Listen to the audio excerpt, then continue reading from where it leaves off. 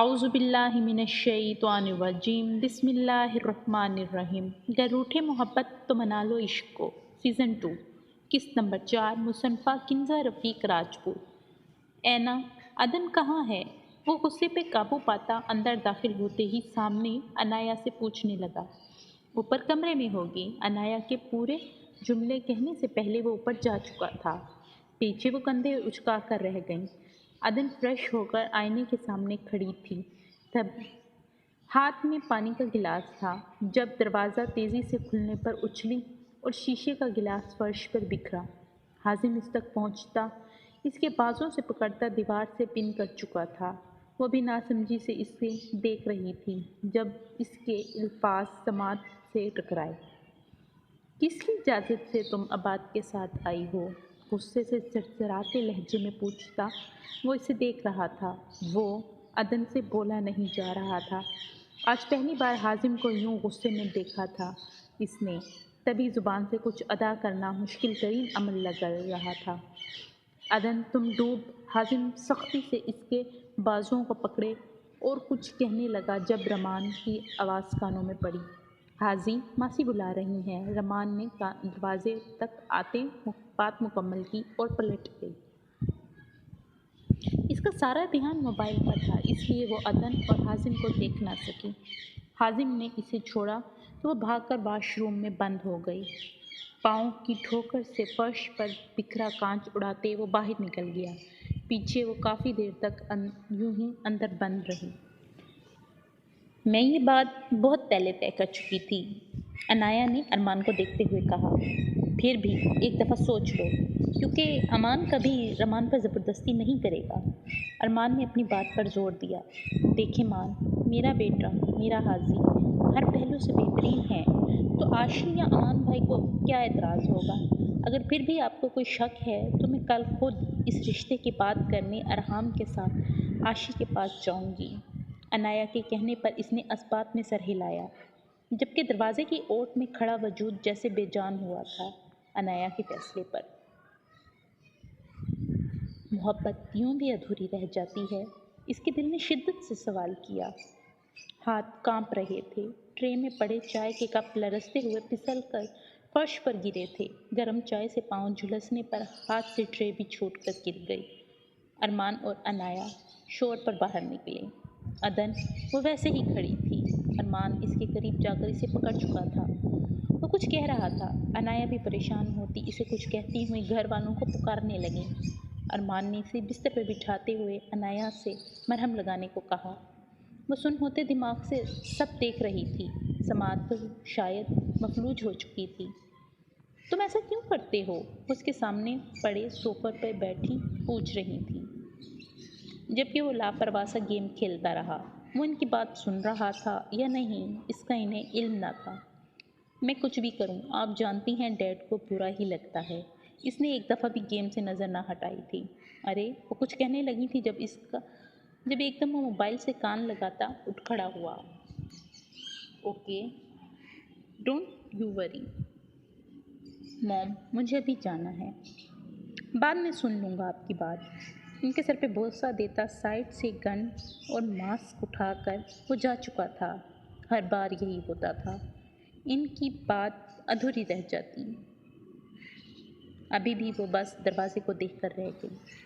बाबा जानी, आप आराम करें, मैं ठीक हूँ। अरमान को आधी रात तक अपने पास बैठा देखकर वो बोली। जब से आंखें सुर्ख हो रही थीं, पाँव पर मरहम लगी थी। अनाया ने इसे सख्ती से बेड से उतरने से मना किया था। मैं ठीक हूँ बाबा की जान। अरमान ने इसके गिर्द अपना हिसार बनाया। बाबा जानी, एक बात पूछूं? अरमान ने अदन के सवाल पर अस्बात में सर हिलाया। आपको बहुत मोहब्बत है ना हम तीनों से? अदन ने सर इसकी गोद में रखा, यूं कि इसका चेहरा अरमान की नज़रों में ना था। एन मेरी जान, तुम दोनों मेरी दुनिया हो, मगर तुम ये क्यों पूछ रही हो? अरमान ने इसके सर पे हाथ फेरते हुए कहा। इस वक्त वह हिजाब के बगैर थी। अदन, ये पी लो। अनाया ने दूध का गिलास इसे दिया। अदन ने बिना कुछ कहे वो लेकर पी भी लिया। अदन समेत अरमान और रामिश भी हैरान थे कि वो कुछ भी करें, मगर दूध इतनी आसानी से नहीं पीती थी। مگر وہ تینوں نہیں جانتے تھے وہ اس وقت کس اذیت سے دوچار تھی۔ میں رک جاتی ہوں اپنی بیٹی کے پاس، آپ جا کر آرام کریں مان۔ عنایہ کے کہنے پر عدن نے انکار کیا مگر وہ باضد تھیں۔ تبھی ارمان اور رامش چلے گئے۔ عنایہ اس کے ساتھ لیٹ گئیں۔ عدن نے اس کے گرد حصار بنایا اور اس کا دل کر رہا تھا کہ وہ ماں کے گلے لگ کر روئے۔ عدن، کل میں تمہاری ماسی کے پاس جاؤں گی رمان اور حازم کے رشتے کے لیے۔ میری شروع سے خواہش تھی میرے حاضی کی شادی رمان سے ہو۔ تمہیں پتہ ہے جب رمان پیدا ہوئی تھی تو عنایہ اپنی ہی دھن میں کہتی جا رہی تھی جبکہ وہ اپنے آنسو تکیے پہ بہاتی سب کے انتہا پر تھی۔ ہم پہ لازم تھا سو ہم نے کنزا اپنے دکھ اپنی ماں سے بھی آشنا رکھے۔ کنزا رفیق راجپوت۔ اگلی صبح بہت روشن تھی ملک ویلا کے مکینوں پر، سوائے اس ایک ہاری ہوئی لڑکی کے جو اپنے بستر پہ چھت کو گھورتی غائب دماغی سے پڑی ہوئی تھی۔ نہ جانے کتنی دیر اسے یوں ہی گزری جب رامش ہاتھوں میں ناشتے کی ٹرے لیے اندر آیا۔ بچو جلدی اٹھو مجھے بہت بھوک لگی ہے۔ رامش نے ناشتہ بیڈ پہ ہی رکھا۔ عدن اٹھ بیٹھی تو وہ اپنے ہاتھوں سے اسے کھلانے لگا۔ عدن کی آنکھوں میں بے ساختہ نمکین قطرے بہنے لگے جنہیں دیکھ کر رامش ملک کو اپنے حواس گم ہوتے محسوس ہوئے۔ بچو کیا ہوا ہے؟ رو کیوں رہی ہیں؟ کسی نے کچھ کہا ہے؟ درد زیادہ ہو رہا ہے؟ مجھے بتائیں۔ بچو پلیز روئیں نہیں۔ مما بابا وہ بدحواس سا ہو کر اس کے آنسو صاف کرتا اسے پوچھتا۔ ارمان اور عنایہ کو پکارنے لگا۔ عدن نے اپنے آنسو صاف کیے جو بہتے جا رہے تھے۔ عدن کیوں رو رہی ہو؟ رامش کیا کہا ہے بچوں کو؟ عنایہ عدن کو سینے سے لگا کر رامش پہ چلائی۔ میں نے نہیں کہا کچھ مما، وہ خود رو دھونے کو تھا۔ مما رامی نے کچھ نہیں کہا۔ عدن کے کہنے پر عنایہ نے سوالیہ نظروں سے اسے دیکھا تو وہ نظریں چرا گئی۔ بس تھوڑا درد ہو رہا ہے۔ ارمان بہت غور سے اسے دیکھ رہا تھا۔ باقی گھر والے بھی اسے سمجھاتے تسلی دے رہے تھے۔ عدن کیا بات ہے بیٹا؟ کیوں پریشان ہو؟ رو کیوں رہی تھی؟ ارمان ان سب کے جانے کے بعد نرمی سے پوچھ رہا تھا۔ کچھ نہیں بابا جان، بس یوں ہی، پتہ نہیں دل اداس ہو رہا ہے کچھ دنوں سے، وہ بھیگے لہجے میں بولی۔ میں جانتا ہوں تم جھوٹ بول رہی ہو، خیر جب لگے بتا سکتی ہو تب بتا دینا، اب آرام کرو۔ اس کے سر پہ ہاتھ رکھتا وہ باہر چلا گیا۔ پیچھے وہ دروازہ لاک کرتی وہیں بیٹھ گئی۔ سانس اکھڑ رہا تھا۔ شام میں ارحام اور اریبہ آئے تھے۔ پھر وہ فیصلہ ہوا جو عدن کو اپنی موت کی وعید لگا تھا۔ وہ روئی تھی اور شدت سے روئی تھی مگر کہا کسی سے کچھ نہیں۔ نہ جانے وہ اتنی بہادر کیسے ہوئی تھی۔ بخار تیز ہونے لگا۔ ارمان اور عنایہ سمیت سبھی گھر والے اس کی حالت پر پریشان تھے۔ 2 دن بعد نکاح کی رسم ہونا طے پائی تھی۔ عنایہ نے اسے ساتھ شاپنگ پہ چلنے کا بولا مگر اس نے یہ کہہ کر انکار کر دیا کہ طبیعت ٹھیک نہیں۔ 2 دن بھی گزر گئے۔ سیاہ رنگ کے لانگ فراق اور سرخ دوپٹے کے حجاب میں وہ دل میں اترنے کی پوری تیاری میں تھی۔ شیشے کے سامنے کھڑی وہ خود کو دیکھتی اپنے سانس کو نارمل کر رہی تھی۔ میں عدن ارمان ملک ہوں، چودھری ارمان ملک کی بیٹی۔ میں کمزور نہیں ہوں، میں یوں نہیں ہار سکتی، کبھی نہیں۔ میں اپنے پاپا کا مان ہوں، اپنی مما کی جان ہوں، میں انہیں دکھ نہیں دے سکتی، تبھی اپنی محبت سے دستبردار ہو رہی ہوں۔ وہ خود کو کہتی پوری کوشش میں تھی کہ شاید کچھ سنبھل سکے۔ سرخ آنکھوں سے اس نے تقریب میں شرکت کی۔ حازم اور رمان ایک ساتھ بیٹھے تھے۔ وہ ایک طرف کونے والی میز کے پاس کھڑی انہیں دیکھ رہی تھی۔ دل تڑپ رہا تھا، خون کے آنسو رو رہا تھا مگر وہ نہیں جانتی تھی یہ اس کی ماں کی سب سے بڑی خواہش ہے۔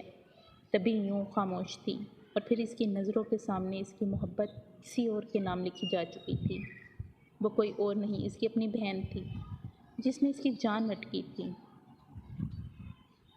نظروں کا رخ موڑ کر اس نے رامش کو تلاش کیا۔ وہ کچھ دور ہی کسی سے بات کر رہا تھا یا شاید کوئی نیا ڈرامہ کرنے کی کوشش میں تھا۔ وہ اس کے قریب گئی۔